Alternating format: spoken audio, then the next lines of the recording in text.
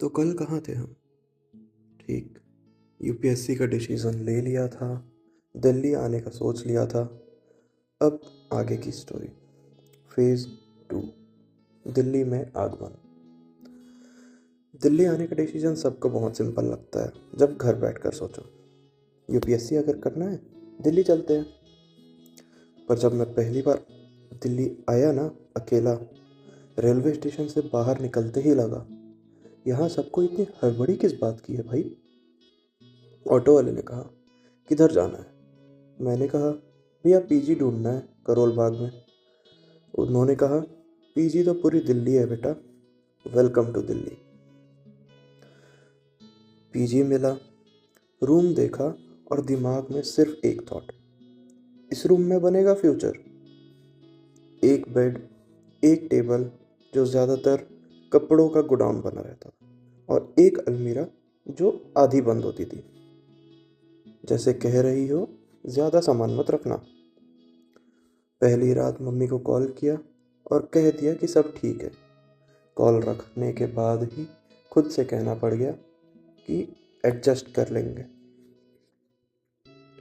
पहले तो कुछ दिन मैं अकेला ही लाइब्रेरी, चाय और रूम के चक्कर काटता रहा।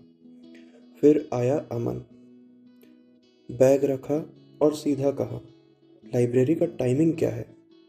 मैंने सोचा ये बंदा तो ज़्यादा ही सीरियस है। रूटीन थोड़ा सेट होने लगा। फिर आया रोहन, एक हफ्ते के बाद। रूम में एंट्री ली, बेड पे बैठा और कहा, भाई पहले चाय पिला दो, उसके बाद यूपीएससी का सोचेंगे। और बस पीजी का एटमॉस्फेयर कंप्लीट हो गया। रूटीन जो प्रॉपर कभी बन ही नहीं पाया। हमने प्लान किया था कि सुबह 6 बजे उठेंगे, लाइब्रेरी जाएंगे, फिर टेस्ट देंगे, रात में आकर रिवीजन करेंगे। बट रियलिटी में ऐसा कुछ नहीं होता। रियलिटी ऐसी थी कि 8:30 बजे का अलार्म लगाते थे, 5 मिनट और कह करके 10 बजे उठते थे, फिर चाय पीने चले जाते थे, फिर शाम तक कल से पक्का पढ़ेंगे कहकर सो जाते थे।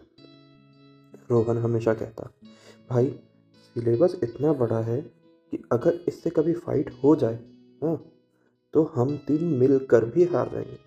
अमन कहता, तू चुप रह, तू डिस्ट्रैक्शन है, ऐसी बातें मत कर। मैं बस हंस देता।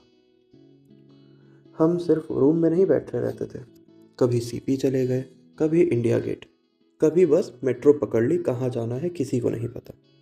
रोहन हर जगह कहता, यूपीएससी नहीं हुआ तो भी ठीक है, दिल्ली तो कंप्लीट हो ही जाएगी। अमन कहता, तू इंटरव्यू में क्या बोलेगा? तेरी हॉबी क्या है? मेट्रो अनाउंसमेंट्स याद रखना।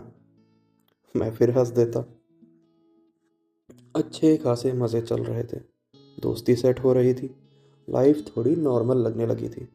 और तब एक दिन पीजी के पास किसी को देखा और दिल में एक फीलिंग आई कि ये फीलिंग पहले भी कभी आई है।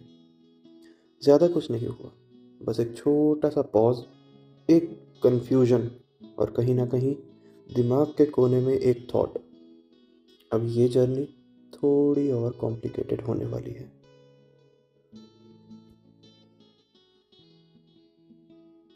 Hi guys, thank you for listening to my video, and if you like it, please like, subscribe and comment in this video. Thank you very much.